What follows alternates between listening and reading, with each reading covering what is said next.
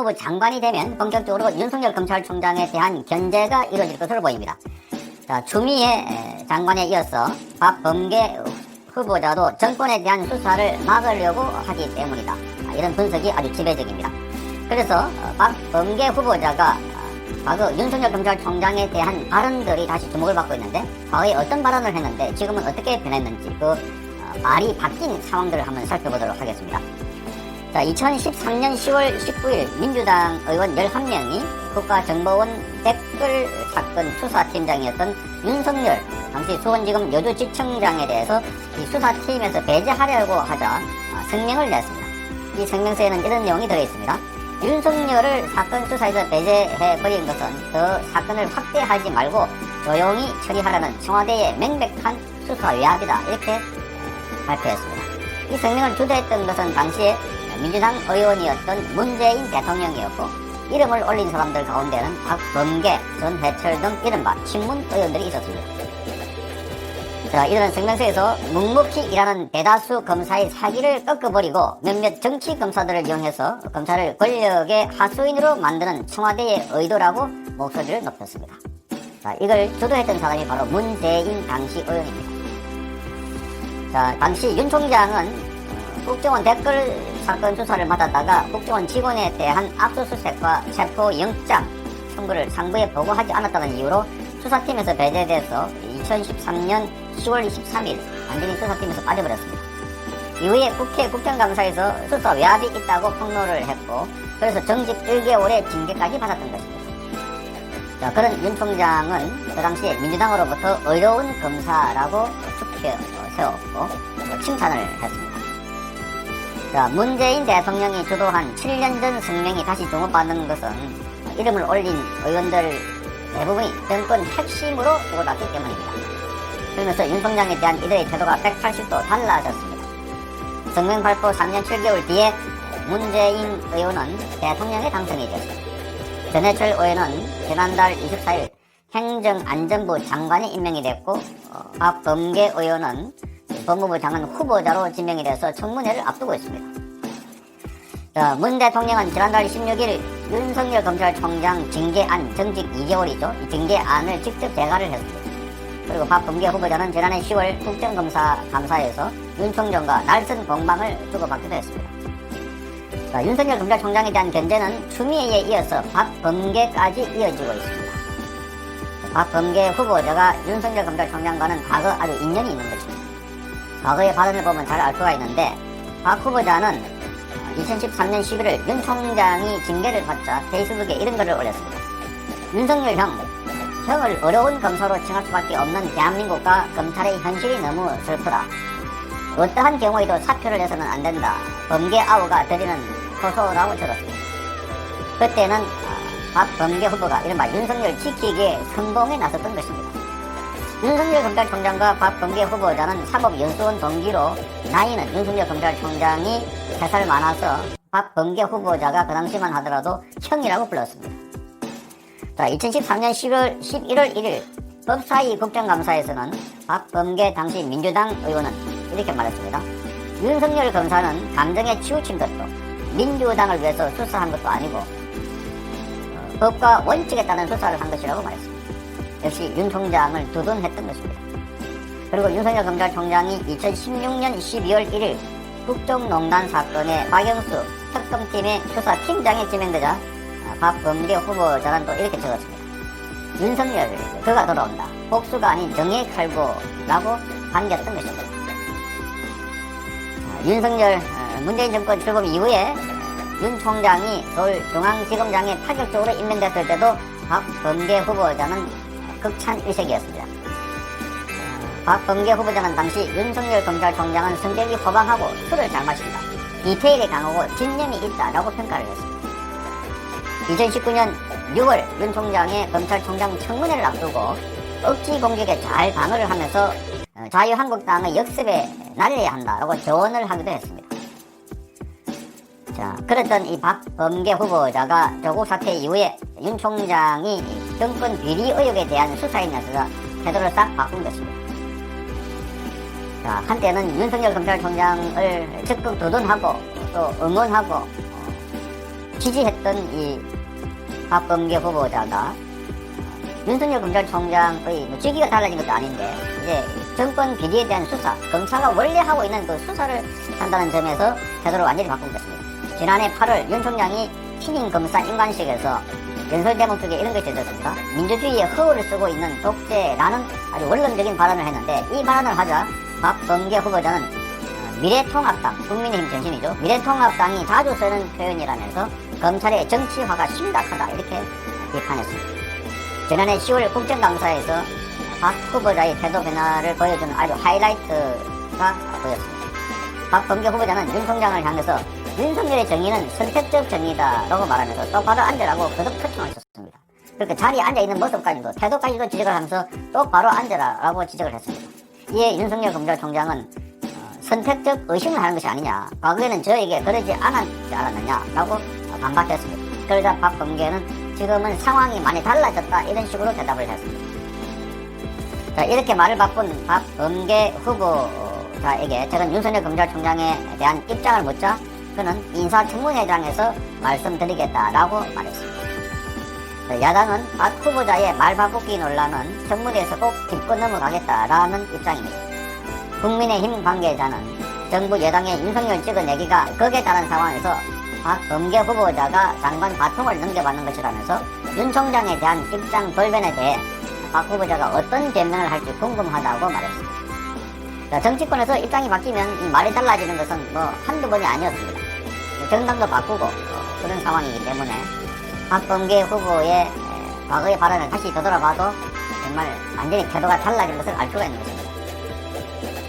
그럼에도 박범계 후보자는 이런 게 전혀 개의치 않은 것 같습니다. 자, 박범계 후보보다 더 많이 말이 달라진 것은 바로 문재인 대통령입니다. 그는 지난번 첫 성명서에서도 그렇게 주도해서 적었지만 그 이후에도 윤석열 검찰총장에 대한 임명장을 주면서 총장님 하면서 이 청와대와 여권 등 살아있는 권력에 대해서도 이제 비리가 있을 경우에는 수사를 해달라, 성역 없이 수사를 해달라 이렇게 부탁했습니다. 정작 윤석열 검찰총장이 라임 사태, 옵티머스, 그리고 월선 원자력 수사, 울산 시장 선거 공작 사건 등등에 대해서 수사를 하니까 추미애를 동원해가지고 온갖 수단과 방법을 동원해서 막았습니다. 인사를 통해서 그리고 감찰을 통해서 정직을 통해서 하여간 도달 법무부 장관이 할 수 있는 카드는 전부 다 써서 찍어내기를 시도했던 것입니다. 그리고 이제는 사람을 바꿔서 추미애에서 박범계로 교체를 하면서까지 다시 찍어내기와 견제를 할 것으로 보입니다. 이걸 보면 문재인 정권의 이중성, 위선이 얼마나 심각한가 하는 것을 잘 알 수 있습니다. 그래서 말바꾸의 정점에는 추미애, 박범계뿐만 아니라 지금 바로 문재인 대통령이 있다는 것도 잘 알 수가 있습니다.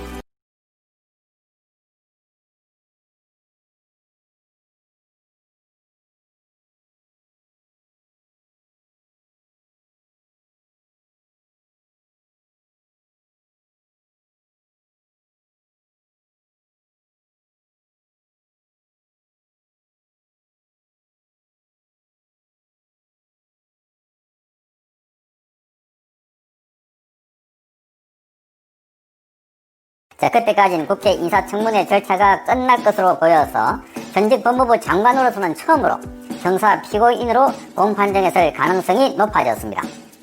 자, 박범계 후보자가 지난달 30일 법무부 장관 후보자로 지명될 당시에 이해 충돌 가능성이 있다는 법적의 지적이 현실화된 것입니다. 그러니까 자신이 장관이 되면 그 검사들을 지휘하게 되는데 자신이 지휘하는 그 검사로부터 기소당해서 그래서 재판까지 가게 된다는 겁니다. 그래서 이해 충돌이 일어난다는 겁니다. 당사자이기 때문입니다. 자, 서울 남부지법은 오는 27일 오후 2시에 폭력행위 등 처벌에 관한 법률 위반 혐의로 기소된 박범계 후보자에 대한 공판 기일을 엽니다. 박 후보자는 앞서 지난해 9월 23일 열린 첫 공판에서는 의원 신문으로 출석했습니다. 박 후보자가 이번에 공판기일 변경을 신청할 수는 있지만 이날까지 신청하지 않은 것으로 전해졌습니다. 재판은 문재인 대통령이 임명장 수여를 미룰 경우에 박 후보자가 장관에 취임하기 직전에 열릴 수도 있습니다. 자, 문 대통령은 6일 박 후보자에 대한 인사청문 요청안을 국회에 제출했습니다. 인사청문회법에 따라서 국회는 20일 안에 인사청문회를 마쳐야 합니다. 따라서 정치권과 법조계에는 박 후보자가 21일 또는 25일쯤 인사청문회를 열고 이달 내에는 취임할 것으로 보고 있습니다. 자, 법무부 장관 첫 직무로 2월 1일자 평검사 인사를 해야 하기 때문에 취임을 최대한 서둘러야 한다는 것입니다. 물론 인사청문회에서 결격 사유가 나와서 지금까지도 나온 것도 많지만, 그래서 야당은 반대를 하지만 지금까지 관례를 보면 야당의 반대에도 불구하고 일방적으로 여당이 청문 보고서를 작성해서 그리고 또 문재인 대통령은 임명하는 그런 절차를 가져왔기 때문에 뭐 아무리 문제가 많아도 반대가 있어도 박범계 후보자를 장관으로 임명하지 않을까, 그런 관측 속에 이런 설명을 드리는 겁니다. 자, 전 현직 검사들은 현직 법무부 장관이 피고인으로 법정에 출석하는 모습 자체가 국민들에게는 이해충돌로 비칠 것이다. 이해충돌뿐만 아니라 국민들에게는 정말 있을 수 없는 일이라고 보겠죠. 법무부 장관이 피고인 자격으로 법정에 출두한다는 것, 그게 바로 대한민국 법의 준수 정도가 어떻다 하는 것을 잘 보여주는 대목이 아닐까, 이렇게 보여집니다. 또 거꾸로 보면 법무부 장관이라도 잘못을 저질렀으면 뭐 재판에 참석하고 또 잘못했으면 처벌을 받아야 한다 하는 건 맞지만, 그러나 기본적으로 정권이 잘못하고 있는 것까지도 덮고 있는 상황에서 이거는 과거에 잘못한 것 때문에 가고 있지만, 지난번에 현직 법무부 장관이었던 추미애도 자신의 자녀의 병력 관련 의혹들, 휴가 특혜 의혹과 관련해서 출석도 안 했을 뿐만 아니라 기본적으로 무혐의 처분을 했기 때문에 그런 게 다 이해충돌에 있다는 겁니다. 자, 검찰 인사권을 지닌 장관이 본인을 기소한 검사와 공판 검사들에 대해서 공정한 인사를 할지는 의문입니다. 검찰청법은 법무부 장관이 검찰 인사를 대통령에게 제청하도록 되어 있습니다. 김태정 전 법무부 장관이 퇴임 후 6개월 만인 1999년 12월 청와대 사직동팀 옷 로비 내사 결과 보고서 원본을 유출해서 대검 중수부에 구속된 적이 있습니다.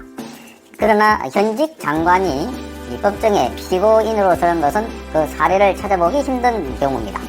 일선의 검찰 간부는 현 정부에서 살아있는 권력을 수사하는 검사들은 여지없이 자천이 됐다, 그렇게 말하면서 장관 후보자 또는 현직 장관 사건을 공소 유지해야 하는 검사들은 부담을 느낄 수밖에 없다라고 말하고 있습니다.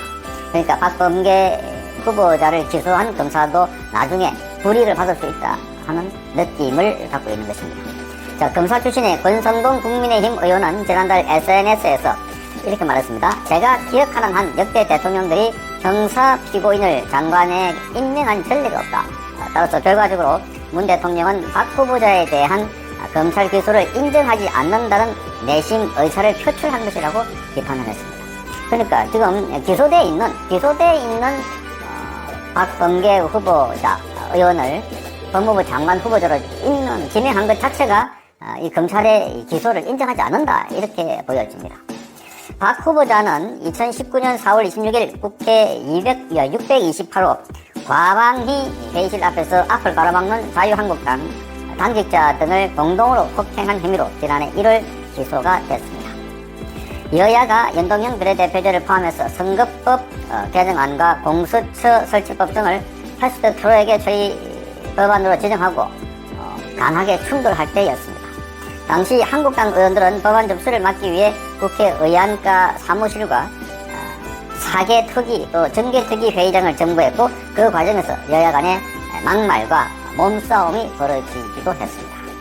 양쪽에서 서로 고소 고발이 이어졌고, 심지어 망치와 빠루라고 부르는 기계까지 등장시켜서 아주 험악한 모습을 연출했는데, 이걸 두고 동물국회라는 논란까지도 일기도 했습니다. 자, 검찰은 지난 1월 황교안 당시 자유한국당 대표 등 한국당 관계자 27명, 그리고 이종걸, 박범계 의원 등 민주당 10명 등 모두 37명을 기소하면서 적극적으로 물리적 힘을 사용하거나 폭행 또는 피해 정도가 중하거나 행위의 형태와 폭력 정의 등에 대해서 비춰봐서 기소했다, 이렇게 그 이유를 밝혔습니다. 자, 박 후보자는 당시 기계적, 형식적 기소에 크게 유감이다라고 검찰의 기소를 반박하기도 했습니다. 자, 이 박범계 후보자는 제대로 장관으로서 시작하기도 전에 기소된 상태에서 법정에 서야 하는 또는 장관 되고 난 이후에도 제대로 법무부 장관 역할도 하기 전에 법정에 서서 피고인 자격으로 선다는 것 자체가 정말 국민들 앞에, 법 앞에 아주 부끄러운 모습이 아닌가 그렇게 보여집니다. 그뿐만 아니라 고시생 폭행 사건 의혹도 진상을 밝혀야 하는 대목입니다. 사법고시를 존치시켜달라고 요구했던 이 고시생들이 당산동에 있는 자신의 오피스텔 앞에 와서 이른바 시위를 벌였다고, 그래서 술 냄새를 풍기면서 폭행했다고 피해자들은 밝히고 있습니다. 그리고 피해자들은 그 당시에 박범계 의원에게 보냈던 문자도 공개를 했습니다. 거기 보면 폭행당한 상황들과 사과해라 하는 그런 이야기까지 들려 있었습니다. 이에 비해서 박범계 후보자는 자신이 오히려 폭행을 당할 뻔했다라고 하면서 피해자라고 우기고 있습니다. 주장하고 있습니다. 따라서 이 양측의 진실 게임을 하는 양상을 띠고 있어서 이 또한 진상규명이 필요해 보입니다. 박범계 후보자는 자신이 고등학교 시절에 불량 서클에 가입한 적이 있고 또 패싸움을 하고 난 뒤에 자퇴했다고 자서전에서 밝혔습니다. 그래서 검정고시를 통해서 대학 시험까지도 치게 됐다 이렇게 밝히고 있는데, 그는 평소에도 이렇게 폭행과 아주 가까이 있는 편에 속한 것을 보입니다. 자, 결국은 국회의원으로 있을 때 휘두른 폭행으로 법무부 장관 또는 법무부 장관 후보자 신분으로서 법정에서 피고인석에서 서야 하고 이런 것들이 지금 법무부 장관 내정자입니다. 그 외에 다른 의혹도 굉장히 많습니다. 그래서 이런 부분들은 다 청문회에서 밝혀져야 하겠지만 어쨌든 이 박범계 후보나 그 앞에 추미애나 또 그 앞에 조국 전 장관들을 보면 정말 한 번도 경험해보지 못한 법무부 장관들, 한 번도 경험해보지 못한 나라가 지금 우리 앞에 펼쳐지고 있는 것 같습니다. 이쯤 되면 박범계는 물론이거니와 문재인 정권의 준법 정신 또는